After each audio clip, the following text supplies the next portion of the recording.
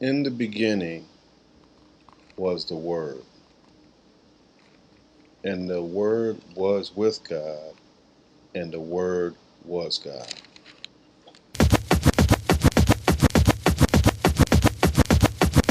What's happening? What's the word? What it is, my people? What's the word? What it look like, baby? What's the word? What's the word? What's the word? Hot topics, hot comics, interviews and news, we got it. Nothing but the real when we drop it. So gather up the whole fam to watch it. Yeah, we got it all wrapped up. Scriptures and plus lots of laughter. After you peep each episode, let everybody know the name of the show. What's the word?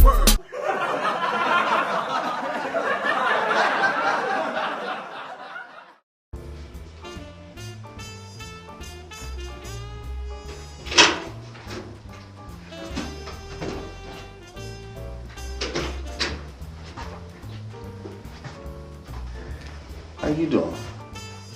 Fine. I know that. What you reading? August Wilson, Gem of the Ocean. What kind of book is that? It's a play. I'm studying for a monologue. You got some very beautiful eyes. Oh, thank you. You get your eyes from your mother, your father. These are my daddy's eyes. Why are you so into my eyes? What, you look like you part Chinese. You should be over in the beauty supply store selling XHA1 or Kaneki line. Oh, you got jokes. You got them big old eyes. I know you'll read a book in about 10 minutes. The end. Oh, it's like that. It's like that. Oh, okay. Yeah, it's like you that. got jokes too. Yeah, I got a few. Mm-hmm. Wait a minute, what are you doing in here? I'm returning this book. The Innocent? Yeah. The Innocent? Yes. Innocent until proven guilty. Whatever, you are far from innocent. You know what? Pretend you're my cousin. Yo, Slim. Slim, I thought you were trying to talk to my girl. This is my girl. My bad, Miss Don't Ask, Don't Tell. What? You know what? Bring it on. You know what? I'm gonna give you a beat down. Hold this, hold this. I tell you what, you better go get the step stool while you at it. You know what? Yeah. Yeah. You ain't my problem anyway. That's my problem. Come on, let's go. Out of here. What's wrong with About you? here, Redbone. Yeah. Like both your eyes, hey, you look like a raccoon up in this camp. I got big eyes.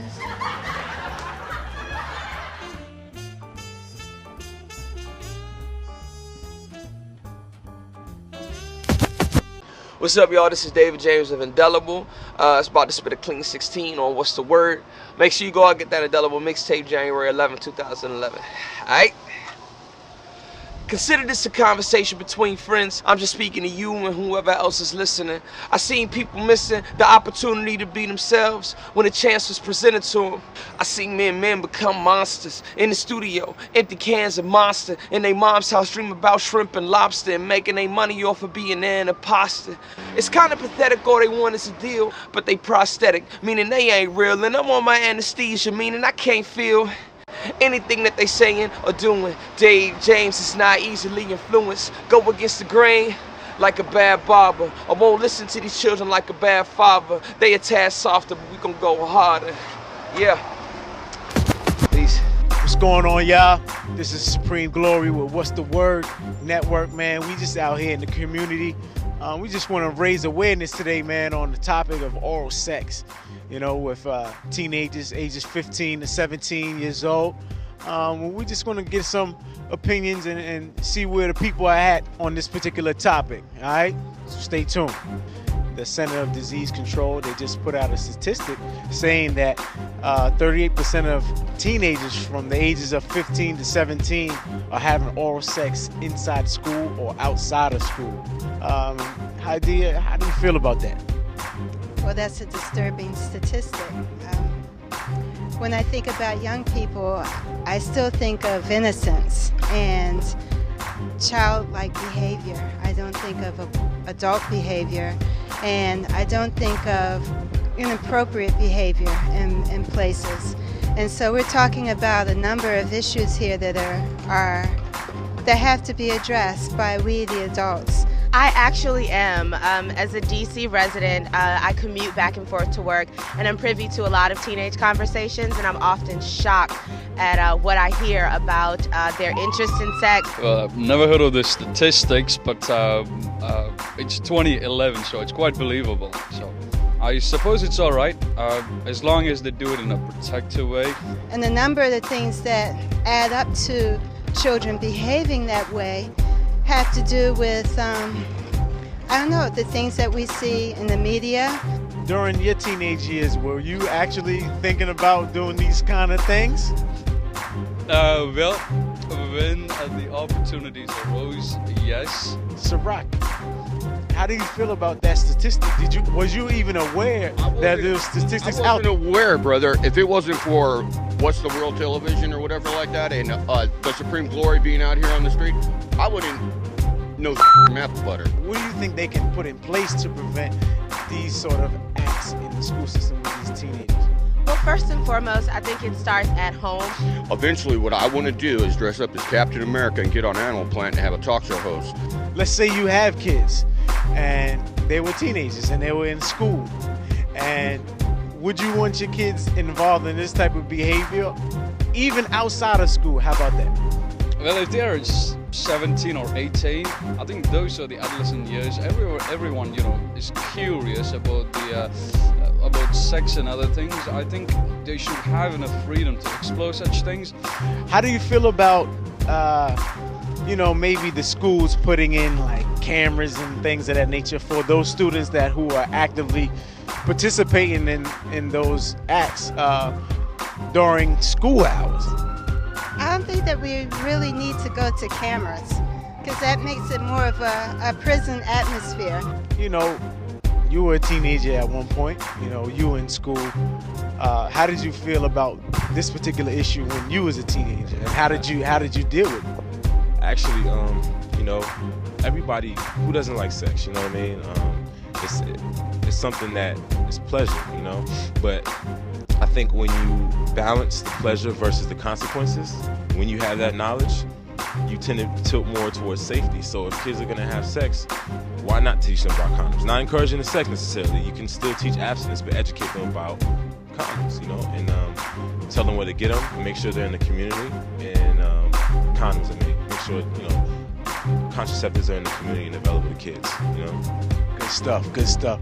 Hey, Larry, man, we appreciate your time, man. Thanks a lot. Thank you. We're in the community, as you can see. This is Supreme Glory, man. This is What's the Word. This is the word on the street, you heard? Peace.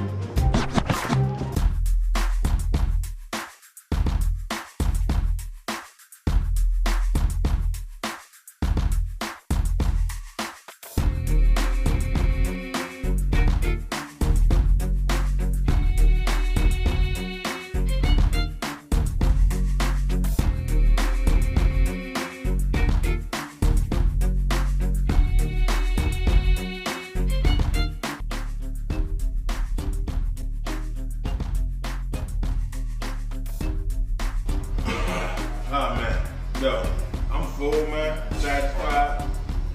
Food was banging as usual. What? Sweet mango, you can't go wrong, man. This is like one of my favorite spots in the city. You know what I'm saying? This is the spot. We ate good, man. Now, I gotta ask you, KB the minister, what's the word for the day, my brother? And the word for the day is, as a man thinks in his heart, so is he. Now, what do I mean by that? You can think about this meal we just ate. It was a great meal. Tasted good, filled us up, we satisfied. But we know that later on, we're gonna get hungry again. So no matter how great this meal was, we gotta eat again. The same is true with the word. The word is like our food, it's our necessary food for our spirit. So we have to keep coming back to it because we need to be filled up, we need to be nourished, our spirit man. So if you think about anything that you do, the same is true with your conversations. You can't just eat anything. So when you have conversations with people that got like fear, frustration, anger, any of those kind of things, you become like what you're hearing. So it's like guarding whatever's coming to your heart.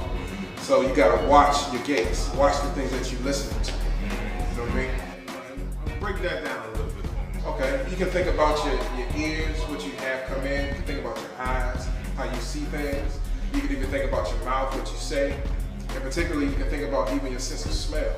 It's like discernment, for the lack of a better term, how you receive things around you. So you gotta keep coming back to the words and keep standing before God. And then also we gotta be careful of the words that we receive from others, because they can speak words that are like fearful, that are doubtful, that pull you away from what you know about God in His Word.